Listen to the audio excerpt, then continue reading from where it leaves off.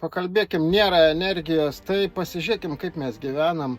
Dažniausiai mūsų vairuotojai, ne tik vairuotojai, šiaip aplamai, žmonių gyvenims lėkt, vakarė gavom laisvą minutę, privalgėm, pilns atsigulė miegot, naktis bemiegė, nes neleido mums normaliai miegot, virškinos, rytą atsikėlėm, vėl energijos nėra, vėl bardaks, tai iš kur tos energijos bus, kai mūsų visas gyvenimas yra bardaks. Tai pirmą susitvarkykim savo gyvenimą, susidėliokim viską, kas į pietai, vakarienę, pusryčiai, fizinis aktyvums prieš miegą neprikirst, o geriau išeit pasivaikščioti. Aišku, kiekvienam savotiškai, vieniems gerai yra miegot prikirtusiems, kitiem yra prašiau, košmarai, bet ką aš norėjau pasakyti, kad